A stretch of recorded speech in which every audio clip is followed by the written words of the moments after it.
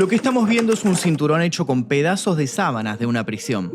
Es el mecanismo que improvisó Jeffrey Epstein para quitarse la vida, si es que eso es lo que realmente sucedió. Hoy la sola mención de su nombre genera pavor, dolor, rabia e indignación. Se trata de un nombre que décadas atrás estaba vinculado a fortunas, glamour, contactos y poder. Un nombre que pasó del anonimato más absoluto a ser el ángel guardián de los pesos pesados que manejan el mundo, hasta que él mismo ascendió a ese estatus. Tenía presencia, carisma, millones, mansiones y hasta una isla, que también se convertiría en símbolo, pero de algo más oscuro. Epstein era implacable, hasta que emergió su lado más perverso. Surgieron denuncias que revelaban sus abusos a chicas menores de edad, y no únicamente para satisfacción personal. Manejaba una red de alcance internacional que involucraba políticos, figuras de la realeza y otras personalidades que miraban al mundo desde lo más alto. Luego de evadir la justicia en varias oportunidades, Epstein fue encerrado en la prisión metropolitana de Manhattan. Allí esperaba un juicio en el que no podría admitir su culpabilidad, porque eso implicaría dar nombres que prometían desencadenar un escándalo sin precedentes. Por ese motivo debía ser protegido, aunque las cosas no salieron como lo esperaba. Pero no nos adelantemos. ¿Cómo fue su ascenso al poder? ¿Cuáles fueron las revelaciones que provocaron su caída? ¿Por qué su deceso abrió un enigma que sigue poniendo en jaque a los poderosos del mundo? Para responder a estas y otras preguntas vamos a viajar hasta el 10 de agosto del 2019, el día que murió Jeffrey Epstein. Este caso nos demuestra que la seguridad virtual es muy importante y siempre debemos protegerla. Y para protegerla, ¿qué mejor que utilizar Surfshark? Surfshark es una red privada virtual que protege toda nuestra información online, cifrando nuestros datos para que si alguien intenta espiarnos, no pueda ver lo que estamos haciendo ni desde dónde, incluso si estamos usando una red Wi-Fi pública. Gracias a esto también podemos cambiar nuestra ubicación virtual, lo que nos permite acceder, por ejemplo, a grandes descuentos en pasajes de avión sin limitarnos a los que figuran en nuestro país de origen. Con Surfshark además pueden desbloquear las 15 bibliotecas mundiales de Netflix y usar servicios de streaming como BBC iPlayer, Hulu y otras plataformas restringidas en ciertos países. Y por si fuera poco, también cuenta con la versión Surfshark One, que contiene funciones muy útiles como antivirus, alerta y búsqueda que brindan aún más seguridad. Si quieren seguir mi consejo y comenzar a usar Surfshark, ingresen a www.surfshark.com/eldiaque o utilicen el código ELDIAQUE al finalizar su compra para obtener 4 meses extra de VPN. Además cuentan con una garantía de 30 días para solicitar el reembolso de su dinero si no los convence luego de 30 días de testearlo, cosa que dudo muchísimo. Así que vayan a la descripción, bájenlo, úsenlo y después me cuentan cómo le fue. Comencemos. Jeffrey Epstein siempre estuvo rodeado de un aura de misterio. En parte porque él mismo alentó versiones contradictorias sobre sus orígenes.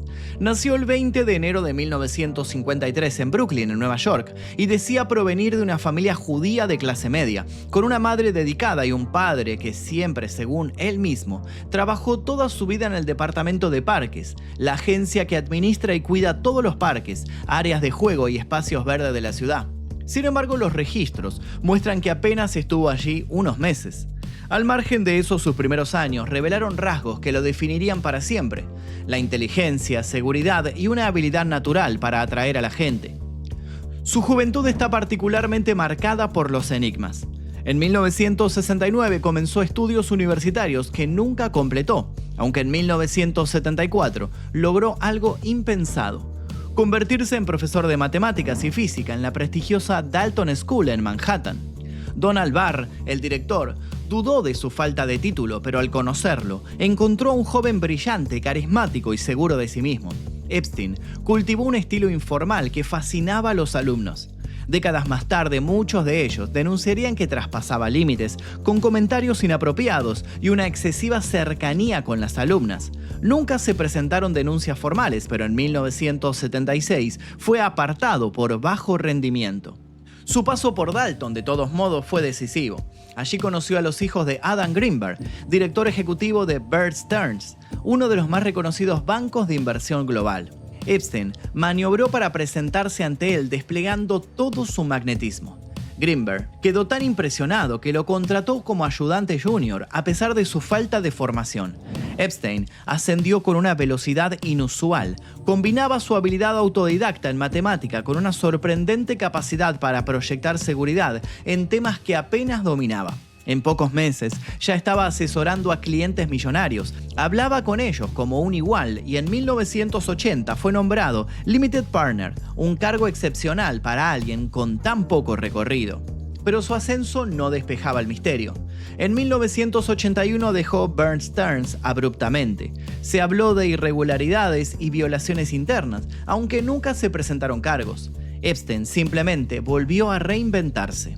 Fundó Intercontinental Asset Group Inc., una consultora dedicada a recuperar dinero perdido por inversionistas engañados. Él mismo se definía como un cazarrecompensas de las finanzas. Uno de los primeros casos notorios fue el de Ana Obregón, quien buscaba recuperar una fortuna familiar atrapada en un fraude.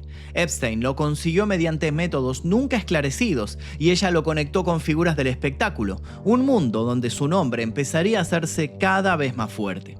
Y justo antes de sumergirse en ese universo de glamour, apareció en su vida el hombre que lo catapultaría a la cima. A mediados de los 80, Epstein ya era bien recibido por millonarios de todo el mundo, aunque su empresa seguía siendo tan enigmática como él. No tenía oficinas, no aparecía en los medios y nadie sabía con certeza quiénes eran sus clientes. Aún así ganaba cada vez más dinero y se movía como si fuera mucho más poderoso de lo que realmente era. Departamentos costosos, restaurantes exclusivos y una vida social que alimentaba su leyenda. En esa época también empezó a viajar por el mundo.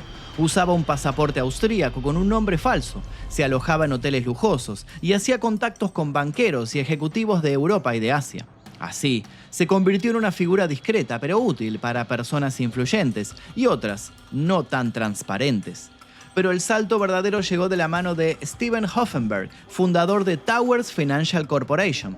En su primer encuentro, Hoffenberg le mostró cómo generar dinero moviéndose al límite de la legalidad sin dejar huellas. Epstein no lo dudó, dejó su empresa y se sumó como consultor. Recibió oficinas en el exclusivo Villard Houses y un sueldo altísimo para la época, y lo retribuyó con creces. En poco tiempo encandiló Wall Street, superando incluso a los yuppies que dominaban la escena. Para viajar, usaba el jet privado de Hoffenberg, lo que le abrió a Epstein un mundo aún más amplio. Esa cercanía con el poder lo llevó a fundar en 1988 J. Epstein & Company. Su nueva promesa era trabajar solo con clientes extremadamente ricos. $1.000 millones como mínimo. Hoffenberg lo conectó con uno de ellos, Leslie Wexner, director de Abercrombie & Fitch y Victoria's Secret. Wexner quedó fascinado desde la primera reunión y le entregó el control de sus cuentas personales. Más tarde incluso le cedió una mansión en la calle 71 en Nueva York. En pocos años Epstein se convirtió en su mano derecha absoluta. Esa confianza le permitió moverse entre figuras del mundo de la moda. Solía presentarse como cazatalentos de Victoria's Secret, lo que le daba acceso a jóvenes que caían fácilmente en su encanto. Nadie decía nada. El dinero y la apariencia lo tapaban todo. Pero en 1993 la burbuja estuvo a punto de estallar. Se descubrió que Tower Financial había montado el mayor esquema Ponzi en la historia estadounidense. Hoffenberg acusó a Epstein de haber sido clave en el fraude, el cerebro. Pero como él había dejado la empresa años antes y no había documentación que lo involucrara, salió indemne. Y lejos de caer, Epstein salió favorecido. Con el respaldo de Wexner ya tenía dinero, poder e influencia. Se sentía intocable, al menos por el momento. Para fines de los 90, Jeffrey Epstein ya era una figura instalada entre los poderosos. Bajo la protección de Wexner, hacía negocios con las élites globales y se movía entre Nueva York y Palm Beach, viajando constantemente en su propio jet privado. Su patrimonio crecía sin límites, tenía varias mansiones, departamentos y desde 1998 una isla en las Islas Vírgenes llamada Little St. James, aunque él la rebautizó Little St. Jeff. A simple vista era un paraíso, pero también funcionaba como refugio fiscal para grandes inversores. Allí instaló empresas fantasmas y con el tiempo amplió la infraestructura. Muelles, cabañas, piscinas, canchas de tenis, un helipuerto e incluso un misterioso edificio con forma de templo que alimentó todo tipo de rumores. Lo cierto es que en la isla organizaba fiestas exuberantes, a las que asistían personas demasiado influyentes como para hacerse preguntas incómodas. Su red de contactos se multiplicó. Ya no solo trataba con ejecutivos y magnates, también aparecía fotografiado junto a estrellas de Hollywood, figuras del deporte, la moda, la gastronomía y sobre todo políticos. Uno de sus lazos más fuertes fue con el entonces presidente Bill Clinton. Gracias a él, Epstein visitó la Casa Blanca en varias ocasiones y más tarde le prestó su jet privado para viajes benéficos, una vez que Clinton dejó el cargo. También se lo veía con frecuencia junto al por entonces empresario Donald Trump, una figura habitual del jet set que aún no soñaba con ser presidente. Coincidían en eventos públicos y en el club Mar-a-Lago, propiedad del magnate. Su relación se extendió hasta comienzos de los 2000, cuando dejaron de aparecer juntos. Aún así, sus nombres volverían a cruzarse en los titulares muchos años más tarde. Hablar de los tiempos de gloria de Epstein también implica detenerse en una pieza clave de sus actividades: Ghislaine Maxwell. Hija del magnate británico Robert Maxwell, llegó a Estados Unidos después de los escándalos financieros que siguieron a la muerte de su padre. Allí conoció a Epstein y tuvieron un breve romance, pero pronto se volvieron socios inseparables. Maxwell manejaba personal, resolvía conflictos y lo introducía en círculos aristocráticos. Era su mano derecha, su confidente, y como se sabría años después, una pieza clave en el reclutamiento de las jóvenes que el empresario explotaba. A finales de los 90 Epstein parecía invencible. Tenía dinero, prestigio, contactos y un halo intocable que nadie se animaba a desafiar, hasta que surgieron las primeras denuncias. La impunidad del empresario comenzó a desmoronarse en octubre de 2005. Una mujer acudió a la policía de Palm Beach con una denuncia perturbadora. Su hijastra de 14 años había recibido dinero por darle masajes a un hombre de 50 en una mansión, donde fue obligada a desnudarse y recibió una propuesta inapropiada. Al preguntarle la dirección, la joven señaló la residencia más ostentosa de la ciudad, propiedad del mismísimo Jeffrey Epstein. La policía no ignoraba el poder y la influencia del sospechoso, que disponía de recursos de sobra para contratar a los mejores abogados del mundo. Entonces, se inició una investigación cautelosa, más parecida a una tarea de espionaje. Los oficiales hicieron grabaciones ocultas, recuperaron videos de la entrada y salida de jóvenes de la mansión y la residencia fue vigilada las 24 horas. Pronto, localizaron y hablaron con más de 40 chicas, casi todas menores de edad y provenientes de familias humildes. Las llevaban con la promesa de pagarles para dar masajes al propio Epstein. Durante las sesiones, él les ofrecía más dinero a cambio de mantener encuentros íntimos. A quienes aceptaban, les ofrecía aún más si reclutaban a nuevas víctimas. Con todas esas pruebas, la policía supo que estaban ante cargos graves por abuso de menores y tráfico. Un juez autorizó una orden de allanamiento, pero cuando los agentes registraron la mansión de Epstein, no hallaron rastros de computadoras, documentos incriminatorios, ni videos de seguridad. Las evidencias habían sido eliminadas. Para colmo, el fiscal se negó a seguir adelante con la investigación. Molesto por la situación, el jefe de policía de Palm Beach acudió al FBI, que abrió la operación Leap Year. Antes de disponer de las pruebas locales, reflotaron denuncias previas que databan de 7 años atrás y que siempre habían sido encubiertas. El FBI afirmó que hubo intentos de extorsión y que se alteraron pruebas, pero el asunto finalmente llegó a la justicia. También acaparó la atención de los medios. Una de las figuras más poderosas de Estados Unidos estaba a punto de caer.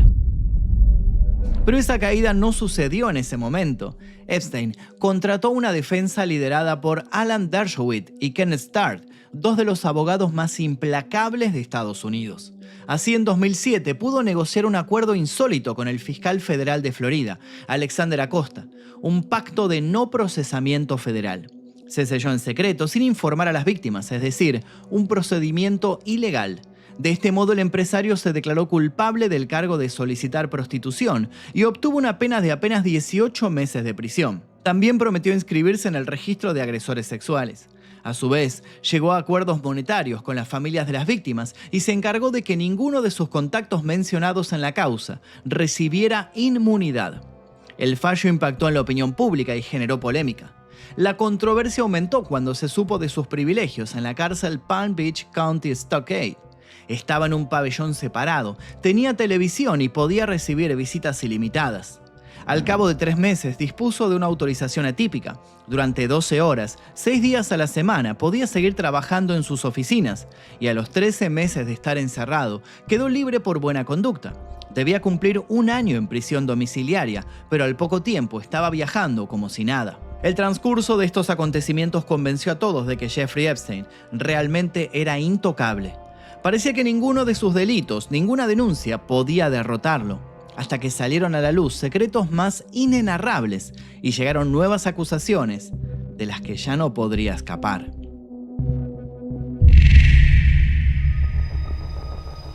En 2011, mientras Jeffrey Epstein mantenía su vida de negocios y fiestas, algunos medios independientes investigaron la protección política que lo encubría. Las revelaciones más importantes llegaron en 2015 con Virginia Giuffre.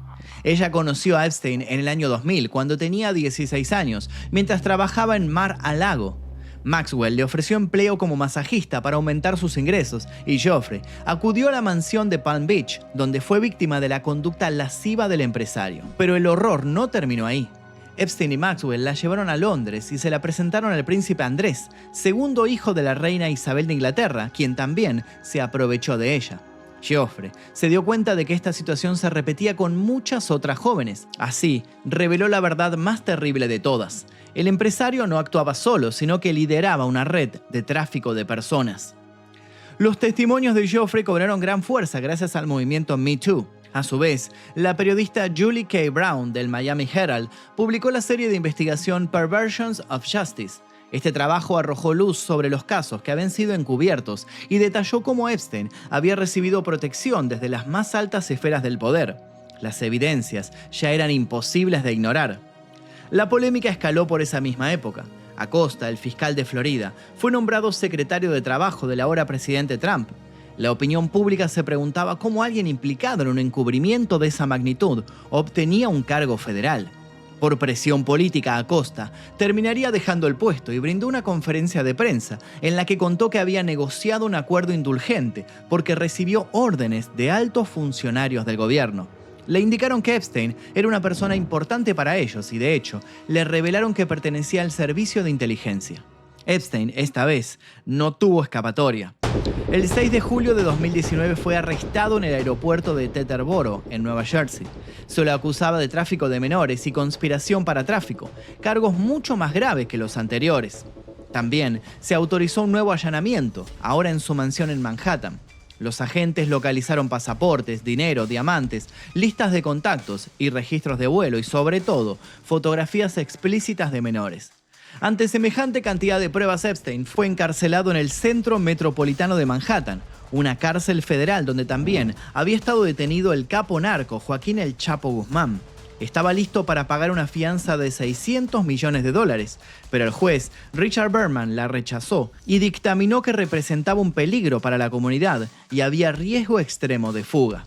Luego de años de impunidad, Epstein estaba tras las rejas. Ahora debía esperar un juicio que, según se comentaba, podía ser más mediático que el de O.J. Simpson. Pero esto no tranquilizó a las víctimas. Al principio, la segunda etapa de Epstein en prisión se pareció a la primera. Pudo reunirse con abogados y psicólogos en una sala de conferencia. Así, trataba de continuar con sus negocios. Eso cambió a los pocos días, el 24 de julio de 2019. Epstein fue encontrado casi inconsciente en el piso de su celda, con marcas en el cuello. Nadie supo bien la causa, y se barajaron dos teorías. O trató de quitarse la vida o fue agredido por su compañero de celda, Nicholas Tartaglione, un ex policía acusado de homicidios. El empresario dijo no recordar qué había sucedido. Tartaglione negó haberlo atacado. Para que no volviera a repetirse o pasara algo peor, Epstein fue puesto en vigilancia. Era imprescindible mantenerlo con vida, especialmente con vistas al futuro juicio. No solo podría recibir una condena ejemplar, sería la clave para detener y condenar a otros poderosos que se creían impunes. Pero la seguridad se descuidó y ocurrió lo que todos temían. Y es así como nuestra historia vuelve al principio. El 9 de agosto de 2019, un día antes de los hechos, Epstein parecía decidido a cambiar un poco su situación. Se reunió durante horas con sus abogados, discutiendo estrategias para pedir un arresto domiciliario. Según dijeron ellos más tarde, el empresario se notaba frustrado, pero estaba lúcido. Por la tarde solicitó hablar por teléfono con su madre. Ningún guardia recordó que había fallecido varios años antes. En realidad llamó a Karina Juliak, su novia de entonces. Después fue trasladado a la celda 220, donde estaba solo. Tartaglione había sido trasladado a los tribunales para comparecer ante un juez. Y entonces llegó la noche. Epstein debía ser vigilado por 2 guardias que se iban turnando, Toba Noel y Michael Thomas, pero ninguno de los 2 estuvo ahí hasta los primeros minutos del 10 de agosto. Eran las 6:30 cuando los guardias llegaron a la celda y descubrieron al empresario tendido en el suelo, inconsciente, con un trozo de sábana alrededor del cuello. Fue trasladado al New York Presbyterian Lower Manhattan Hospital, pero fue imposible revertir la situación. A los 66 años, Jeffrey Epstein fue declarado muerto. A juzgar por cómo fue encontrado, el empresario se había quitado la vida. Sin embargo, el misterio apenas empezaba. El repentino fallecimiento de Epstein sorprendió e indignó al mundo. La autopsia realizada por la Oficina Forense de Nueva York reveló que su cuello presentaba fracturas en varios lugares. Eso parecía confirmar que se había quitado la vida mediante ahorcamiento. Estos datos oficiales no tranquilizaron a la opinión pública. Una parte pensó que realmente había atentado contra sí mismo debido a la presión extrema, pero la gran mayoría no lo terminó de creer. Juliak aseguró que cuando la llamó el día anterior no lo notó desesperado ni abatido. Así, brotaron incontables teorías. Se sospechó que su fallecimiento había sido orquestado por algunos de sus clientes o amigos del poder para silenciarlo antes de que pisara el tribunal. Los devotos de las conspiraciones apuntaban a figuras de la élite mundial que, según ellos, cometen actos inconfesables contra niños. El propio Trump se metió en el tema y señaló a Clinton como principal sospechoso de una red de ese tipo. Recordó la amistad que los unía, incluyendo los viajes del expresidente en el jet privado del empresario. El maremoto de teorías quiso ser contrarrestado por el informe del inspector general del Departamento de Correccionales. Aquí se responsabilizó al personal de la cárcel por actos de mala conducta y negligencia. Thomas y Noel fueron formalmente acusados por falsificar registros para justificar que habían cumplido con esos controles. No obstante, llegaron a un acuerdo de enjuiciamiento diferido, es decir, pueden evitar una condena si cumplen ciertas condiciones. Por otra parte, se comprobó que esa noche las cámaras de seguridad no funcionaban. Lejos de aclarar algo, el informe potenció las sospechas. Médicos forenses independientes cuestionaron los resultados de la autopsia, alegando características más compatibles con estrangulamiento homicida. Así, muchos especularon con la intervención de un sicario al servicio de algún peso pesado y con la colaboración de las autoridades carcelarias. Aún así, el informe recalca que no encontró evidencia que contradiga las conclusiones del FBI y del forense. Mientras las hipótesis corrían como el agua, la justicia apuntó a Maxwell, la socia principal de Epstein. Fue arrestada y pronto se demostró que era la encargada de reclutar a las jóvenes para que el empresario se aprovechara de ellas. Le correspondió una pena de 20 años de prisión y luego dijo que su encierro era un hecho anticonstitucional y la estaban usando como tapadera. Pero nada impidió que al día de hoy siga tras las rejas. En medio de las teorías y los arrestos, de algo no había duda. El caso Epstein estaba lejos de terminar. Jeffrey Epstein perdió la vida en 2019, pero el caso es una noticia en proceso. En enero de 2024, la justicia desclasificó documentos que incluyeron una enorme y ya legendaria lista de nombres mencionados en testimonios. Así, reavivó las sospechas y devolvió el caso al centro del debate público. Trump, en su segunda etapa como presidente, al principio, trató de impedir que se divulgara la lista, pero al final firmó una medida que obliga a la publicación de los archivos.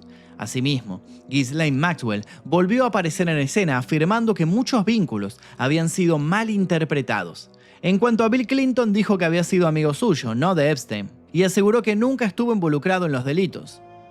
Por su parte, el príncipe Andrés debió dar explicaciones en una entrevista autorizada por la propia reina.